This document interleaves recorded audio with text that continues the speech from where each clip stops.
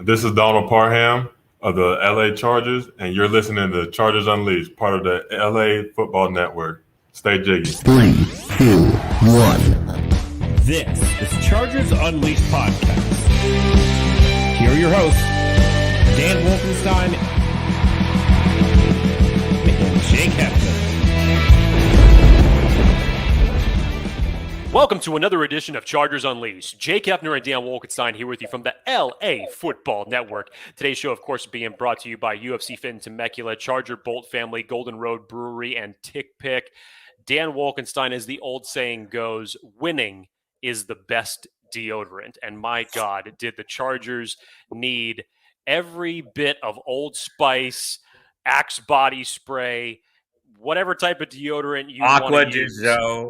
Yeah, whatever it is, just give me even some of whatever feminine products that your girlfriends or your wives might have. The Chargers needed it to get rid of the stench that they had just 1 week ago when they dropped the game against the Houston Texans. Now playoffs are truly on the line, and the Chargers needed help going into this week. Simple formula. As long as you win your two games on top of two other teams in the Baltimore Ravens and the Miami Dolphins lose at least one of their last two, you're in the playoffs. 3 out of the 4 of those things have been thus accomplished. The Chargers at home, defeated the Denver Broncos, as well as they did get their gifts. The Baltimore Ravens dropped in the final minute of the game to the Los Angeles Rams. That one was a hard stopper. And the Miami Dolphins ended up dropping their game to the Tennessee Titans, which now has set up just a perfect way to finish the 2021 season. With playoffs on the line, win and you're in. The Chargers going to Las Vegas to finish off the season for playoff contention against the Las Vegas Raiders. You could have avoided this, but at the same time, it's good when the stakes are high, isn't it? If you are following or subscribing to the show for the first time, make sure to like and subscribe to us on YouTube.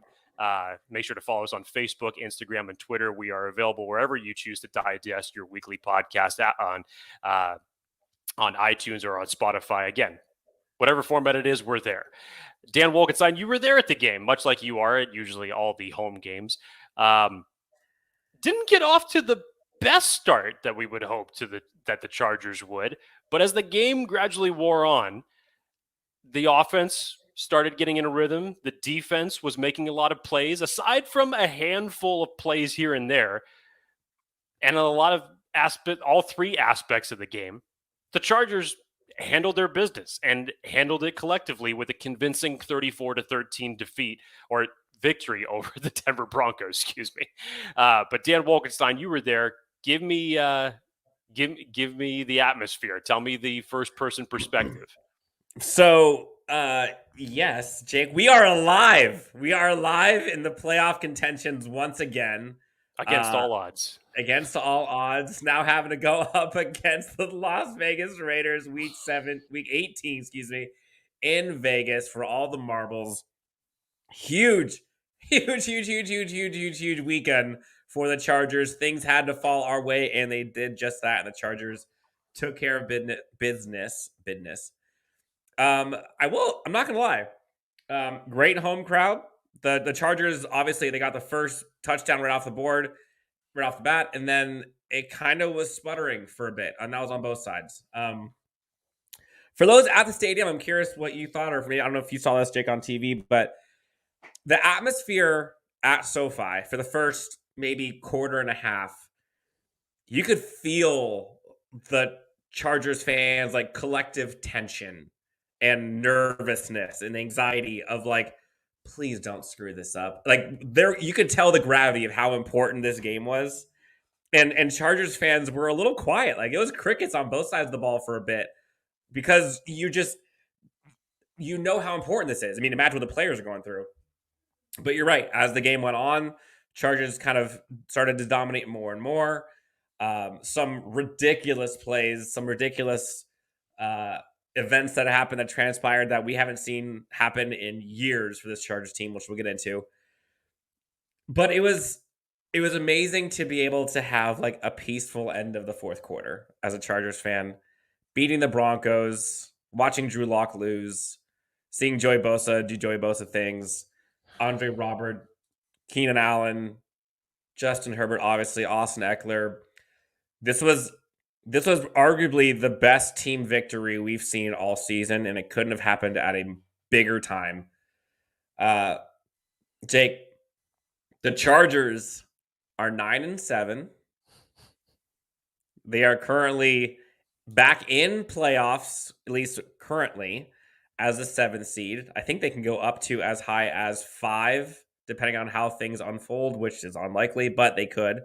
And weirdly, I believe I have this right. If the Colts lose to the Jaguars, which Very unlikely. but let's just play with this for a bit. If the Colts lose, Jake, did you know that the Chargers and Raiders could literally just play like shoots and ladders for 4.5 quarters and end the game in a tie, and both would be in the playoffs? Colts would be out. Just so I can understand the origami that you were just vomiting out of your mouth.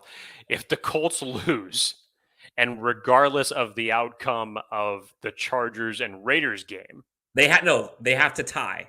They can have to tie the game, and both are in. Got it. Okay.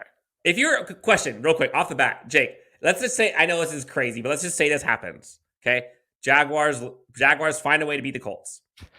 Come on, Dan.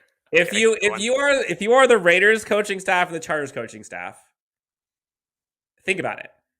If we lose this game, we're out.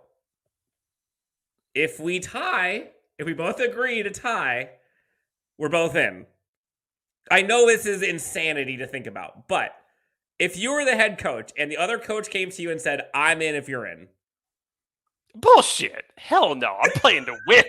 You're playing to win, but also to possibly I don't give a damn about a fucking tie. Are you kidding me? Come on now.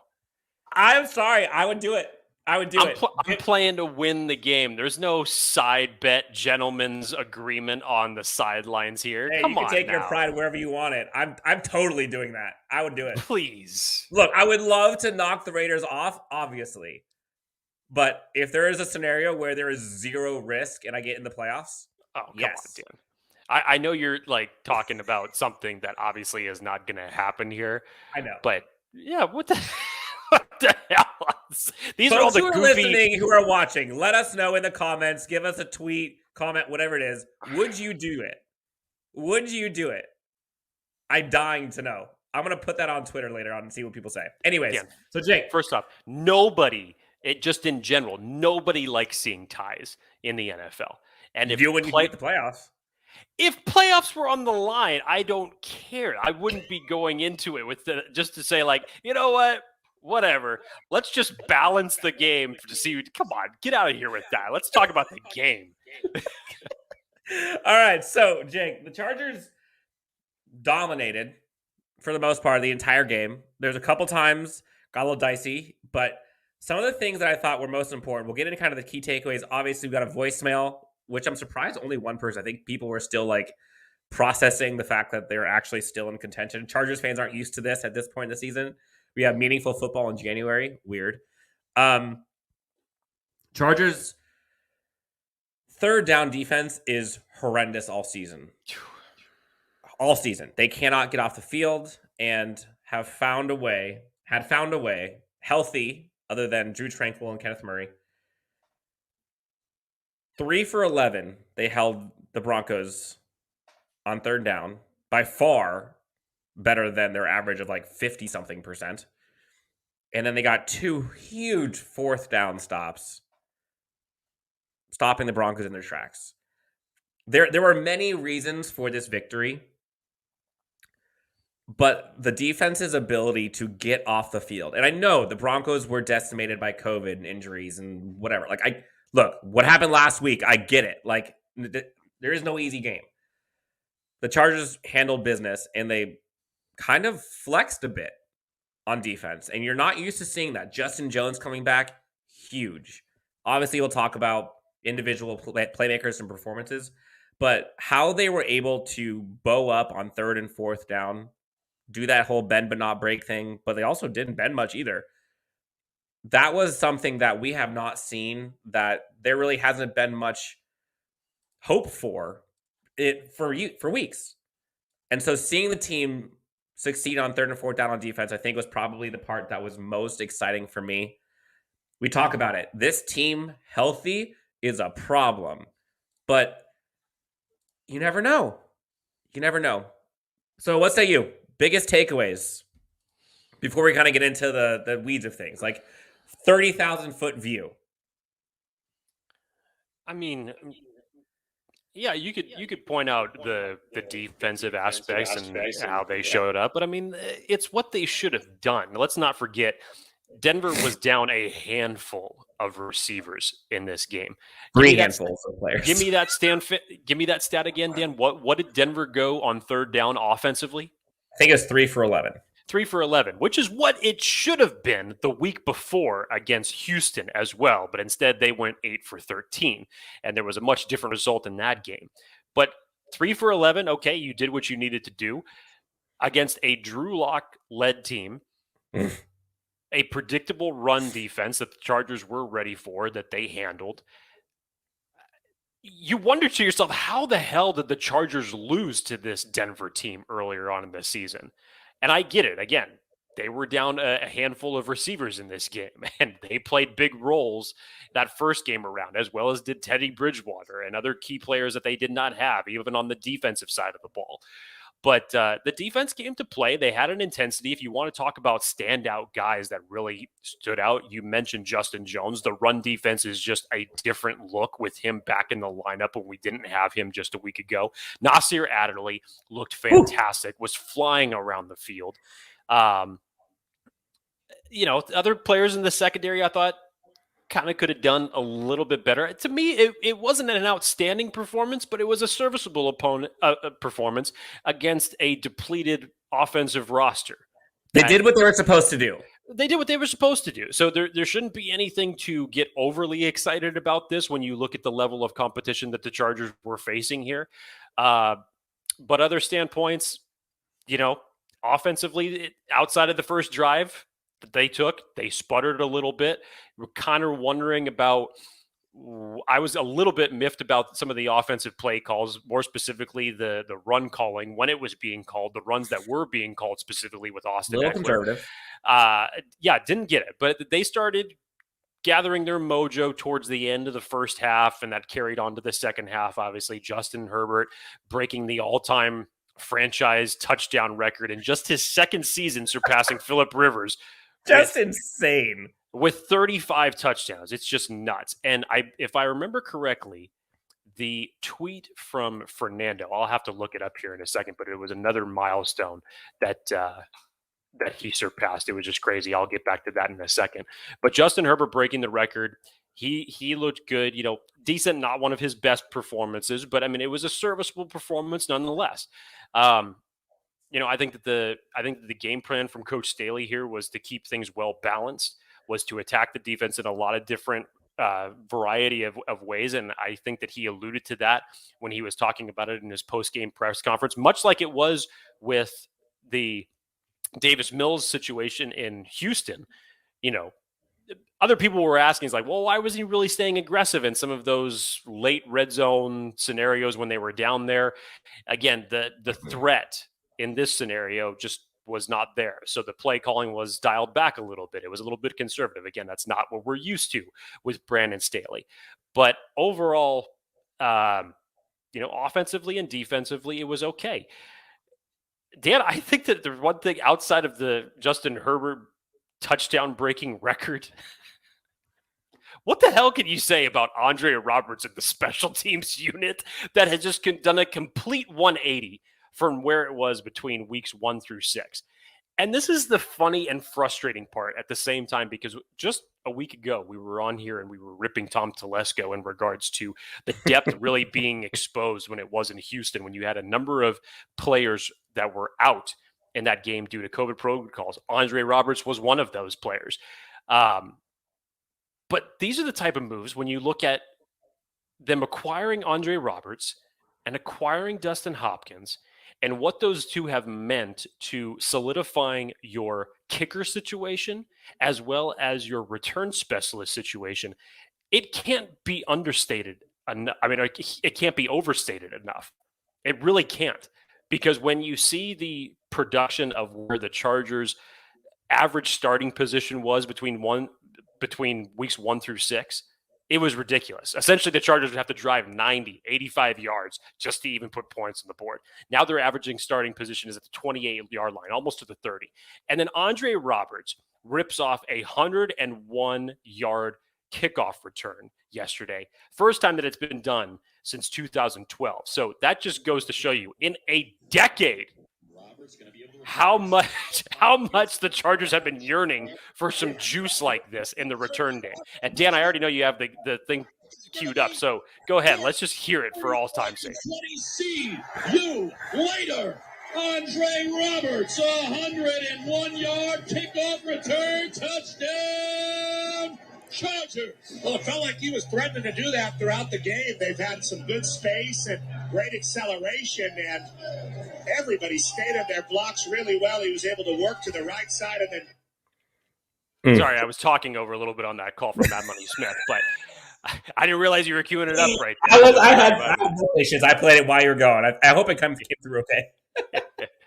But again, it's one of those things that it just brings you back to the whole questioning of Telesco's aspect. It's really just we can condemn him and call for his job 1 week ago, and rightfully so.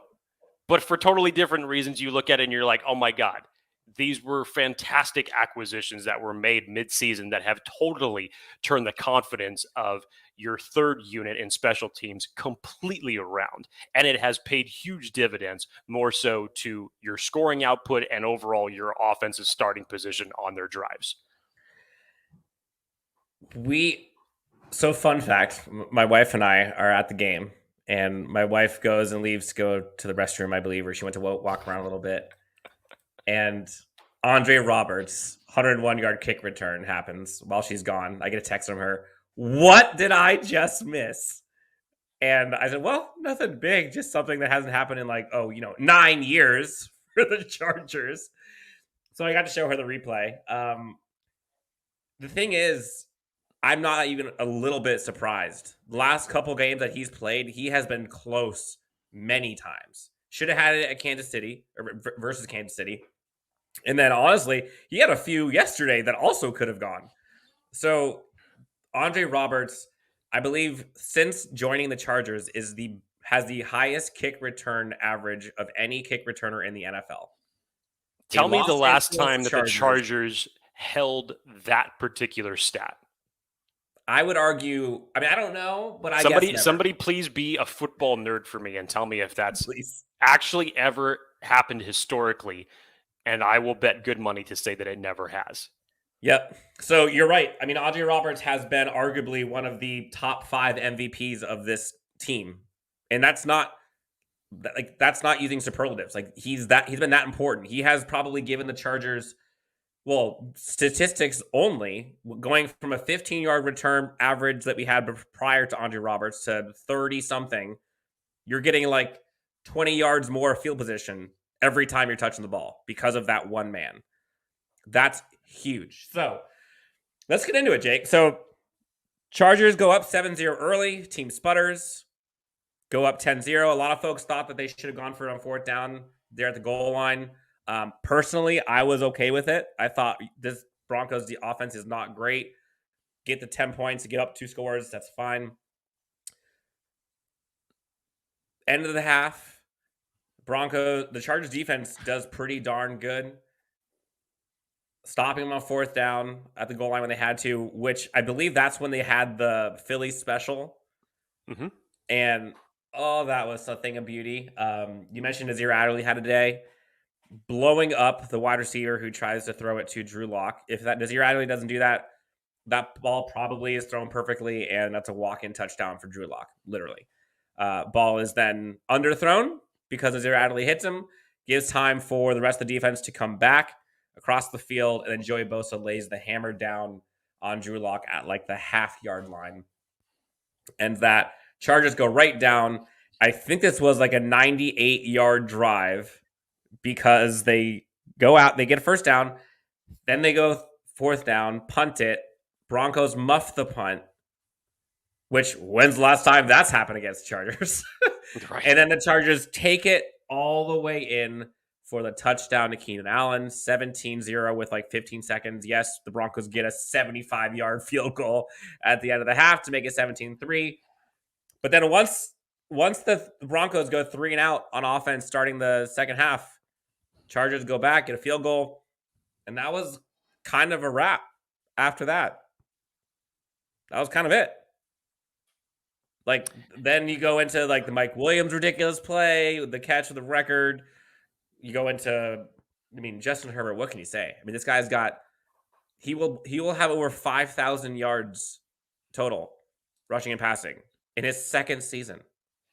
The stat that I was actually looking for just a minute ago, Dan, again, Fernando Ramirez tweeted this yesterday when it happened in the middle of the game. Justin Herbert surpassed 800 completions in his first 2 seasons. It's faster as far as games played goes. It's faster than any other player has gotten to that mark. 800 completions in 31 games is insane. What this kid, we say it all the time, Jake, but what he is doing is not normal. And I don't want folks to lose sight of how special this is. Phillip Rivers is a Hall of Fame quarterback, or if at worst, borderline Hall of Fame quarterback. And Justin Herbert has already thrown more touchdown passes in a season than he ever did.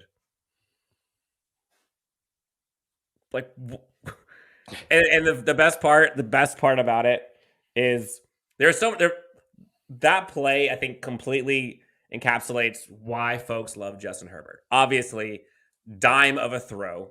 Okay, Mike Williams, great catch, dives. I mean, it was perfect. It couldn't have been any worse. I mean, it was ridiculous, right? But immediately after, Justin Herbert running down the field, super excited, goes and gives Mike Williams a big hug, tackles Mike Williams in excitement. And then afterwards, they put on the infinity board the stat where he beats Phillip Rivers' record, 35 touchdowns, and it shows Justin Herbert looking up, seeing that he's on camera, and then tries to hide away from the camera because he didn't want the limelight. He literally tried to duck away as they were trying to like get him on TV. Phillip Rivers is arguably one of my favorite football players of all time for all of those reasons that we know. But how can you not love this kid? I mean, he's just something else, man. And he makes it look easy. As a football analogy, he always have Steph Curry, the Steffortless. Like, he makes what he does look effortless, and it's not easy. Like, what he's doing is not normal. No. So it's we're grateful, and man, I would love to see playoff Herbert. Let me just call it right now. Playoff primetime Herbert, like, give me all of that. Oh yeah. Yeah. Again, Dan, you mentioned it. It's just what Phillip Rivers was able to do during his tenure. And then you think about this team also at one point in time had Dan Fouts in the Air Coryell offense when it was like a transcendent thing from the NFL where the ball was starting to be thrown downfield. And to think that this kid has broken so many, not just Chargers records thus far, but just NFL records in general is in 2 seasons is crazy. And we still have 1 regular season to go, mind you. Are you not entertained? That expanded regular season, having that extra game is going to help a lot of people out when it comes to breaking records, obviously. Jake, he has a quarterback rating right now on the season at a tick under 100. He's at 99.5 for the season. 35 touchdowns, 14 interceptions. And oh, by the way, he also has over 300 yards rushing and 3 touchdowns to boot. pretty damn good in the fourth quarter and in prime time as well. He's like maybe 20, I think he's like 20 yards away from 5,000 yards and 5 fourth quarter comebacks and 5 game-winning drives. Not too bad. Dan, okay, let me transition to some things that, worried me a little bit. Sucking the fun right out of this episode. 20 minutes in. Love it. Look. What do I got? What do I got? I mean, if I don't have my pessimism, I don't have anything. So, Corey Linsley going out early sucked. Worrisome to me. The latest update from Brandon Staley that I had just read is that he's day to day. So hopefully, how important he is, because it really didn't seem like the Chargers were able to run as well as they started off when Corey Linsley went down. But the statement from Staley is that Corey Linsley is day to day. He said that he does not believe it will prevent him from practicing this week. So they'll know more when it comes to Wednesday before practice. So at least all signs as of now are positive on him. I mentioned Nasir Adderley from the good aspects, but the rest of the secondary, Dan, I understand the scenarios. I understand the Chargers were playing with a big lead in this game. But you can't be giving up some of these 20-plus yard passes to a Denver offense with such little weapons. Yes, the Chargers have historically been destroyed by tight ends, but they can't be doing this, especially next week when you're going to be talking about, remember not too long ago when the Chargers defeated the Raiders, when the Raiders were mounting a comeback, Henry Ruggs at that time was a big part of that. So don't think that they're not going to look to get Deshaun Jackson involved in that game and try to take advantage of those big time plays. So they're going to really have to tighten up the screws in this week if they're planning on defending that. So I was a little bit disappointed with what I saw from the secondary in that circumstance. I really wish they wouldn't have given up some of those big plays, especially at the times that they did. But hopefully it's something to improve on. Yeah, the Noah Fant catch and run was eerily similar to the Kelsey overtime catch and run to seal that game. Mike Davis had a game to forget, if we're being honest. It's weird and frustrating because he's always in position, other than the one time where he just got absolutely shook. But technique is something that needs to be refined. Like, turn around. And I know that's been something that's been his Achilles heel for a while. And it seemed for a while that he'd fixed it. And he did for a bit, but it's kind of come back a little bit. But yeah, Mike Davis didn't do great. Chris Harris, January Chris Harris, I'm not upset with that at all. Asante Samuel Jr. showing why he's arguably the best corner in the draft, in my opinion, at least live. There were a couple things. Okay, there was one ridiculous catch that I saw that he gave up where I'm like, okay, that's just a great play. But on the other side, I mean, Keenan Allen going up against Pat Surtain. I mean, that was so fun to watch. And I was telling my wife, I'm like, that guy over there is so good. And to see Josh Palmer kind of reminded me of what we all saw in the draft, go up against him a bit. Mike Williams, Keenan Allen, both now over 1,000 yards receiving. They're doing pretty well. In terms of things that I did not, that I thought went poorly, early on in the game, I know we had the touchdown drive to start, but afterwards, like, I know this Broncos defense is good, like it for good reason. Some guys were out, but we probably had like 7. I don't remember the number. But we had like 7 drives in like the first quarter and a half. I'm like, this never happens. Like, we could be up 42-0 right now if we actually played well on offense. But they were kind of sputtering. They were playing a bit conservative, although I do understand why. There were some plays, to your point, you mentioned the running game. There were some plays that they called run where I'm like, why are we calling a run right now? Like, I know we don't want to do anything stupid, but like, we're not going to get 3rd and 4 running it. So why are we doing this? And then they lose 2 yards. Love the play of Ekeler, obviously. Justin Jackson did great. I am a little concerned with like the goal line stuff on offense. On defense, our goal line looked great. Derwin James kind of helter skelter. He had one easy interception, arguably the easiest in his career. But then he also had kind of a couple ticky-tack calls. I think the roughing the passer one, I guess by the rule book, technically it was roughing the passer, but that's kind of a bang play.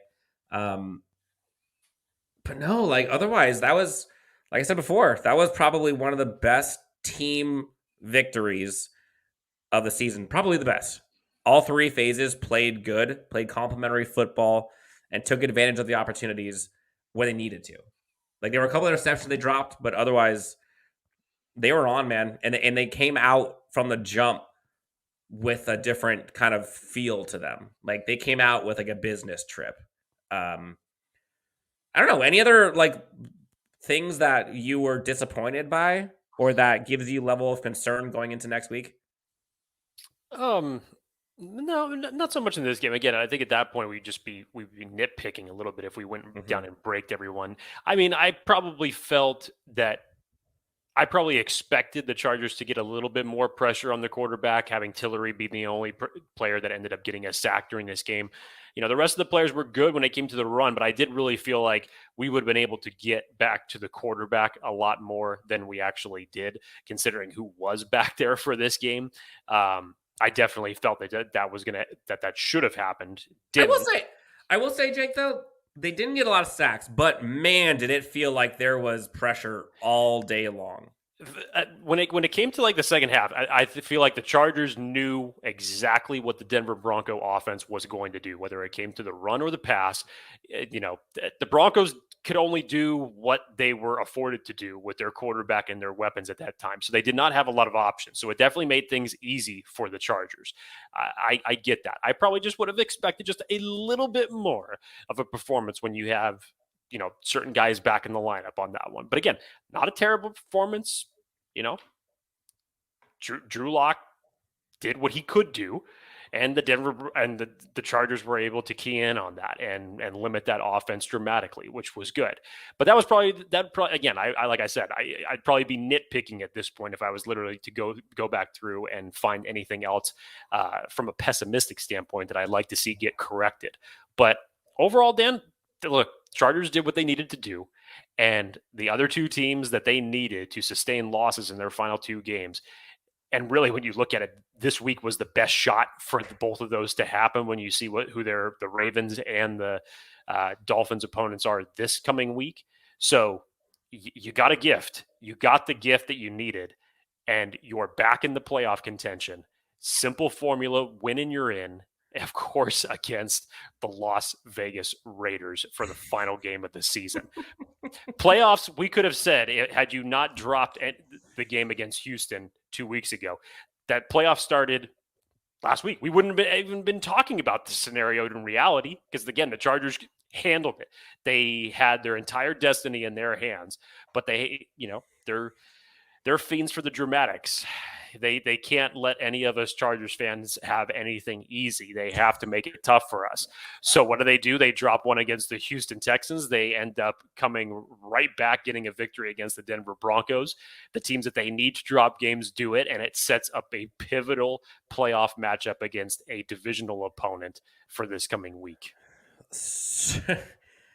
You mean, obviously, you can't overstate how important this next game is. Let's get to the hotline. Chargers Unleashed hotline, 323-374-5651. Chargers defeat the Broncos 34-13. Again, the Chargers Unleashed hotline is brought to you by Tick Pick. Jake, I'm heavily considering going to this Vegas game. Have you seen how expensive tickets are? I believe it. Doesn't surprise me. They're like upwards of $380 for like the cheapest seats in the house. Well, it is considering what's on the line, Dan. It's a playoff game. Yes, it's a playoff game. So the playoffs start this coming Sunday. That is the Sunday Night Football. It's huge. If you've saved up all year, I know there's only 3 days so far in the year, but if you saved up and if you have money to burn and if you are able to afford it, go to tickpick.com/unleashed and you can get tickets to this game as well as any other event. But check out tickets. There's a huge contingency of Chargers fans that are going to be going to this game. I can't wait to see what that looks Some like. people already have gotten on it, so Yep. get to work. So this is a new movement we got going on here. So yeah, go to tickpick.com/unleash. Check out all of the events that you're looking forward to. Get no fees, arguably and most likely the cheapest prices in town at tickpick.com. All right, Chargers Unleashed hotline. Folks were excited. I think people were in their emotions because we only got one voicemail, but it's a great one. Let's hear what they have to say from the 570 area code. Let's hear what we got to say about this Chargers victory. First of all, I want to once again thank you guys for taking the voicemail. And second, congrats to Justin Herbert for breaking Philip Rivers' record of most touchdowns in a single season. He's only 23. He's literally my age. I'm the same age as him, and he just broke an all-time record. So that's incredible. And the future is obviously bright. But can we talk about how peaceful this game was? I mean, how there was a couple moments where we had a couple of goal line mishaps. We didn't score as many touchdowns as maybe we should have in the first half. But overall, it was a pretty peaceful game. And by the way, shout out to Von Miller and the Rams for giving us this opportunity that we capitalized on. But no, it was a peaceful game, and I feel like that is something that doesn't come often for Chargers fans. We usually have those games that are just wild and crazy. Other thing is that big game against the Raiders next week, and I really, really hope, because in my opinion, this dropping issue with the receivers is kind of becoming an issue. It usually, maybe it's an abnormality, but it's kind of becoming an issue, and the Raiders have a defense that Herbert knows all too well. It's Gus Bradley's defense, right? He used to be our D coordinator. He should be able to have a field day on this defense like he did the first time. But other than that, please no Philip Rivers slander on the timeline, by the way. I see it so much. Can we just please lay off? Rivers was great, and Herbert is also great. It's okay to have two great quarterbacks. But bolts up, and hopefully we win next week. Lots there. Yes. Lots there. Yes, we talked about it earlier. It was a very, for the most part, very relaxing, peaceful day at SoFi or on our couches, wherever we were. We're not here for any of the Philip Rivers slander. He's a damn good quarterback. Sorry, darn dang gummit good quarterback. But so is Justin Herbert. So they both can be great. Talked about the drops. Also talked about the fact that Justin Herbert can shred a Gus Bradley defense. Concerned about the drops? I'm always concerned about the drops, Dan, because they always seem to come in the most crucial moments. Go back just a couple of weeks ago against Kansas City game. Chargers have had plenty of those scenarios happen in the worst possible time for them to rear their ugly head. And they've already had to answer for it. Keenan Allen has personally answered for it and has not been happy about it when it's happened. So they've tried their best to take ownership of it, but you just hope that something like this comes away. The Chargers have never had, in my recollection, this many dropped passes in a single season. It's unfortunately, while it seems like it's an abnormality as far as if we're just talking about it happening this season, it's become an unfortunate trend throughout the games this year. And it's something that when you get into this game against the Raiders, and if you're hoping to make any sort of a playoff push, if you take care of business, you can't afford these things to happen as frequently as they do when they have led to Chargers losses. So you hope that it gets cleared up. You try to go out and as players and do your best on it. I mean, as pissed off as we are as a fan base, you'd have to assume that the players are getting on their own asses, or players are calling out their own teammates in the locker room and saying, we can't keep doing this, man. It's become bad enough to where you'd hope that it would just be like a smack in the face and they'd be able to catch anything. But you know what? As Staley likes to say in his post-game interviews right in the locker room, winning in the NFL is hard. And it is. But throw the ball, catch the ball. Fundamentals. Yes. Fundamentals. Yeah. So the Chargers are going to have one of their better games of the season to go up against the Raiders, who are going to play hungry. This is a divisional opponent. Desperate. They have players who can get after the quarterback, regardless of what you want to think about this Raiders team. They can play tough, and they've got playmakers on both sides of the ball that the Chargers are going to have to look out for. So don't get it twisted by any stretch of the imagination. This is not going to be a cakewalk. I understand what the Chargers did to the Raiders early on in the season. It was one of Justin Herbert's better performances. Prime time under the lights. It's going to be the same type of scenario, but you have to go on the road in hostile territory in a playoff atmosphere for the first time in Justin Herbert's career. Win and you're in for either team, essentially. Loser goes home. Well, loser will just have to drive, probably 2 neighborhoods over. That's why they could just tie. Right. They could just tie. Shut up, Dan. Don't even start that whole conversation again. But you get my point here. Yes. I was walking into the stadium and I was talking to someone. I was telling them, I said, like, this is the first time in Justin Herbert's career we're like back against the wall. Like, this is where you got to show it. Like, you have no other option. You have to win this game or you're out. And in contention, Justin Herbert sees the games beforehand, and the team comes out and just dominates. And you're not used to it. We'll see what happens next week. This is going to be wild. Jake, game balls. We can go on and on and on, and I honestly don't think we really even have time to go through all the guys that we're impressed with. But real quick, let's run through these. Talk about Justin Herbert. I think he deserves one. Justin Jackson, he's playing himself into a new contract. Don't look now. Offensive line. Trey Pipkins, have a day. Never thought that I'd be, especially after the Kansas City game. I know that we all owed a collective apology to Trey Pipkins on how he stepped up in that scenario with Rashawn Slater being out. And it was coming close that you may not have had him or Storm Norton available this week because of COVID issues. And Trey Pipkins was available. Storm Norton was not because he was still feeling lingering effects. And at least from a running game standpoint, when the Chargers ran behind Trey Pipkins, it was positive. Collectively, the Chargers as an offensive line did not give up a sack, was barely even pressured. Trey Pipkins gave up 0 pressures.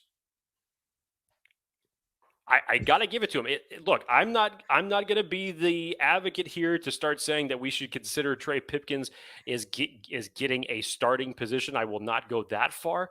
But if you're telling me that this is the road to developing Trey Pipkins to look better, I'd say so far you're doing a pretty damn good job at that. Yeah. Scott Quessenberry comes in early for Corey Linsley. And Brandon Staley talked about it. The Chargers are so fortunate to have a backup center as good as Scotty Q. Like, he held that thing down. Offensive line, obviously, Rashawn Slater does Rashawn Slater things. I think he was the highest rated offensive lineman in the entire NFL this week. Offensive line did good. Your boy, Steven Anderson, looked great. Trey McKitty looked good. This tight end squad is looking pretty darn good. They're blocking pretty well. Receivers, honestly, didn't really have to do much. Mike Williams, when called upon, Keenan Allen, when called upon. Defense, got to give it to Jerry Tillery. Last couple weeks, he's looked serviceable. He's looked better. Talked about Justin Jones already. My goodness. Chris Harris, Nasir Adderley. Like, there's a lot of guys that stepped up. Justin Hopkins made his kicks. Andre Roberts, the coaching staff. Like, this was again, we mentioned it. This is like an all-around, just a good win and a feel-good win. Like, this team comes out of it like we're that team.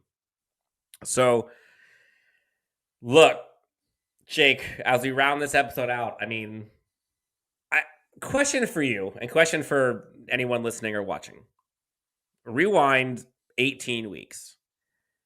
If someone were to have asked you, dear Jake Hefner or whoever you are, would you take the Chargers at 1 game remaining, winning you're in the playoffs against the rivals of Las Vegas Raiders?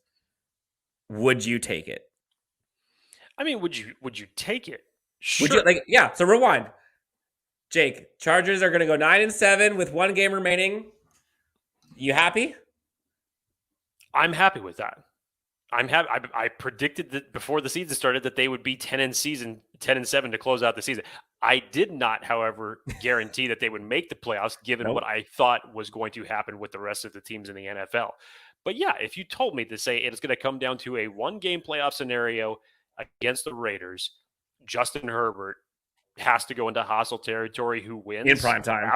Absolutely, I would take that. No question about it. So far, again, this is a pessimist saying this. So far, again, big asterisk. If you want the pessimist wait. Let Let me enjoy this moment while I can. So far, the pessimist is happy and would take what the Chargers have done in totality this season. No. You asked me one simple question. Yes. If you told me that the Chargers could go 9-7, playoff scenario, win and you're in, would you take that?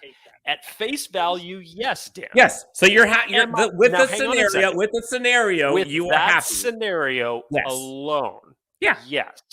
But do not say that I'm happy with everything that the Chargers have done, because this is where the pessimist decides to come out a little bit, because I would then have questions. I would then but be asking, well, how's the defense done? How's the offense done? All of the crap. Which games did they drop? Which games did they squander? I know. And if you told me that one of the games and one of the reasons that they lost and were in a 9-7 position to start with in general was because they lost to the Houston Texans, I would have had a lot more to say. And I said enough last week. But the reason I say this is it has been a long season for all of us, for all of the players, for every team, football, outside of football, whatever, 2022. But right now, your Los Angeles Chargers, with a brand new coaching staff and a second-year quarterback, are 1 game away from the playoffs and are currently in the playoffs if it ended today.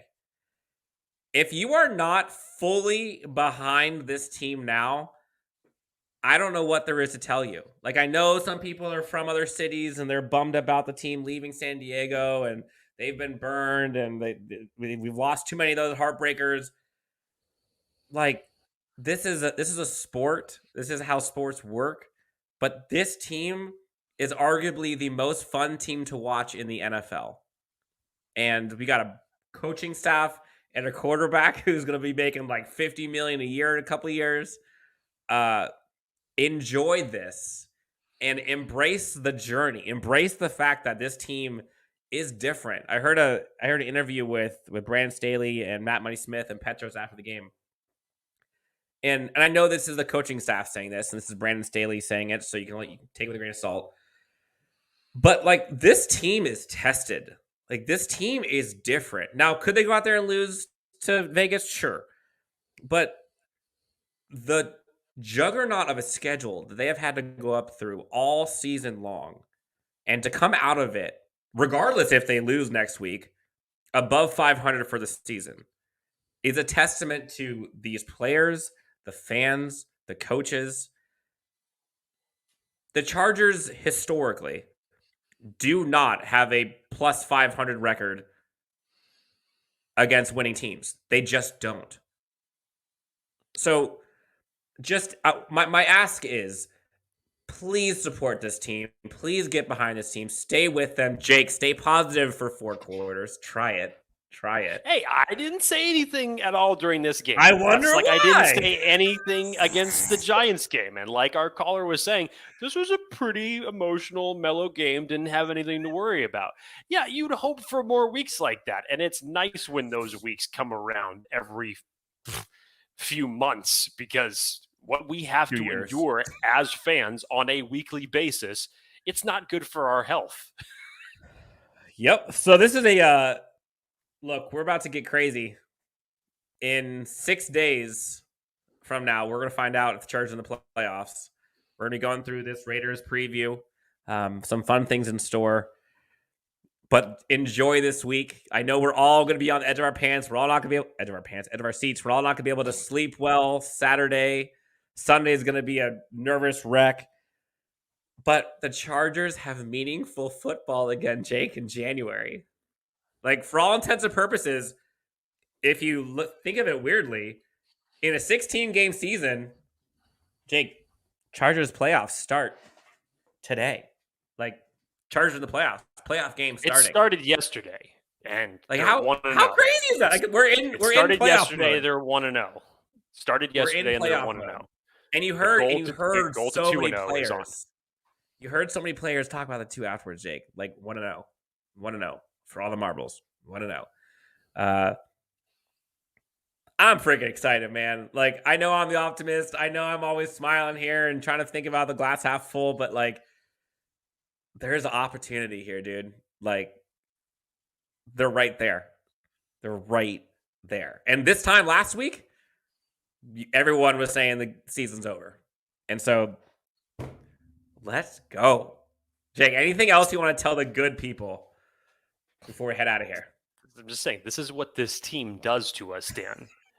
Okay. True. I'm definitely not the only pessimistic person, especially when it comes to other podcasts as well. I'm not the only pessimistic person. So I Not very calling much any names. have no, because I gravitate towards them because they understand my point. Those are your people. So those are my people. I love it. But in the fan base, there's definitely the good handful of people that are pessimistic for good reason, Dan, because you look at what this team did just a week ago, and then you look at what they can do when they're on, and it's frustrating. And we wonder why nobody in the national media puts respect on the Chargers' names. This is the answer right here, is because even the analysts don't trust the Chargers to go out and do things consistently. It is really just a helter-skelter, Jekyll and Hyde type of situation. But when they're on and they can be consistent, especially the way they did at the beginning of the season, and Dan, as you pointed out, when they're healthy,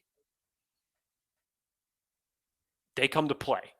And when you look at the big games that they have been in this season, Cincinnati, Cleveland, even both Kansas City games, even though one that ended up being a loss. The Chargers really could have conceivably won that game. But you look at those big games, majority of them, they have won. They've come to play. It's just, why can't you handle your business against a Denver Bronco team earlier on in the season? Why did you have to drop that one against the Houston Texans or the Minnesota Vikings? You could have been in a much better position. Think about it, Dan. If the Chargers, if you go back and you just think real quick, I know we're just running up against the clock here, but you think about the first Kansas City game or the Cincinnati game or the Cleveland game, the way that those things went, historically, the Chargers probably lose those games. And we're sitting here talking about next season and the draft because the Chargers would most likely be sitting at a 6-10 or a 6-11 scenario in that circumstance. Oh, yeah. But 3 of those big games have made the difference. But it's just, those are the things that excite you when you see, oh my God, we could do that against a juggernaut of a team, some of the more elite teams in the NFL. And then you just collapse. Yes, I you know what it is? You know what I thought of this. And look, there is no slander going out to any former Chargers team. But I really don't think it's even an argument. I think the ceiling of this team is better than any Chargers team we've seen in the last decade. And I would put it up with that 14-2 team in terms of the ceiling. Now, like, have they played to that? No. But, like, when you see what this Chargers offense does against, like, the Browns, or when you see what the Chargers offense and Justin Herbert can do, like, I know LT was a beast. I know Gates is a beast. Like, I get it. I'm just saying, like, their ceiling now, take away the 04 game or 4 season or 06. Like, this ceiling has got people excited. And Chargers historically, everyone talks about choking. Everyone talks about, Chargers are going to Charger for good reason. But Chargers are winning games these last 2 years that they do not historically win. They're beating teams they do not historically beat. Sure, are they losing to some cupcake teams? Sure. But it's the NFL, and that stuff happens. What's the line for this game? Are Chargers? Is it a coin toss? Is it? Do you know? I haven't even seen the line. I would expect at this point, I may be wrong, but I would suspect that the Chargers should only be at least a 3-point favorite. I don't think it should be something dramatic. So do you think really Chargers don't. are favored? I would assume that they would be. I would assume that they would be, given the fact that Justin Herbert so far is, I mean, look what he did earlier on this season. Look what he did to the Raiders in 2020 in the game in 2020. I mean, it's not outside the realm to be thinking about that. And if everybody likes to bring up the fact of Justin Herbert in prime time, I would assume that that's the way that they would be leading. Chargers are -2.5. Okay, there it is.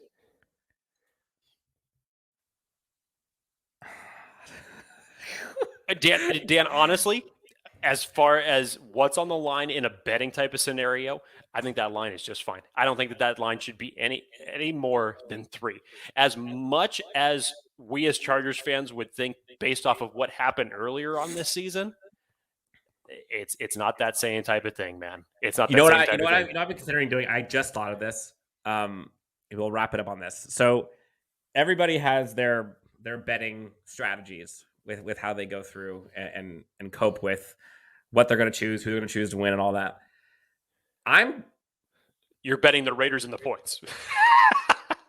Like, a part of me wants to bet that the Raiders win because then either the Chargers win and I lose a boatload of money, but the Chargers still win and I'm super excited, or Chargers lose, I'm heartbroken, but I could like go buy a new blank. Like I could have some sort of like I'm surprised you consolation even came prize. up with that scenario anyways, because I don't think that there would be any situation to you even laying money on the Raiders, even if it was for a financial gain. What the hell, Dan?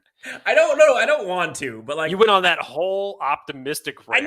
You came back with that. I know. But like, imagine, like, for example, like if the Chargers go to the Super Bowl, I've already said it. If the Chargers go to the Super Bowl, whenever that is, I'm putting a ton of money against the Chargers because, like, for example, yes, because I will gladly insert a number. Let's say $100, but more than that. I will gladly spend blank to watch the Chargers win the Super Bowl is how I think about it. So if I end up, let's say I lost $2,000, but the Chargers won the Super Bowl, do you think I am even a little upset the next day? A little, like, no. No, not at all. Come on. I doubt that. My wife if you and I were jumping on a podcast the Monday after the Super Bowl, in that type of scenario, give me a break. You're always the, glass, as you just said, the glass half full type. Yes, of guy. I lost $2,000, which would suck for my bank account. But my Chargers have won Super Bowl for the first time in my lifetime. Absolutely. But you said you were betting against the Chargers. Yeah, so either the Chargers win and I lose money. Okay. Or the Chargers lose and I win money. But see, if that second scenario happens, if the Chargers lose, don't give me that crap that you're going to come on here with a wide look on your face and be like, you know what? Welcome to the Chargers Unleashed, where the Chargers just lost the Super Bowl, but Dan Wolkenstein's got $2,000 in his bank account. I'm devastated, but there is some... No, I'm absolutely heartbroken and devastated, but at least I can say I got some money. Like, there's some positive. 10. Look, you might think I'm crazy, but I guarantee you there are more people. You're crazy. That do just like I don't think you're crazy. I don't think it. Okay, I know. Look, clearly we are on a good one after the Chargers go ahead and beat the Denver Broncos 34-13. 9-7. If you're still listening to this, I give you props because we've gone off the rails entirely in the last 10 minutes. Jake, you can find him in this new year, new hairdo, new beard, at Jake T. Hefner on Twitter. New. Same backwards hat. Same bat time, same bat channel. Myself, same optimistic, crazy person at Chargers Homer. Damn straight. Huge start to the new year, guys. Thank you guys so much for joining us again. Follow us wherever you get your podcasts on YouTube. Subscribe, hit the bell notifications. big things in store for Chargers Unleashed, Chargers as well as LA Football Network in 2022. Thank you guys so much. Bolt up, and we will talk to you guys soon as we preview the Raiders. Week 18 prime time. Enjoy the week. We'll talk soon. Bolt up. Have a great day. Bye, guys.